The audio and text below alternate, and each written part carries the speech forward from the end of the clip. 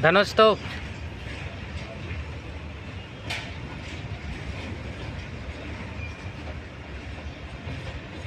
ये पता है भोपाल में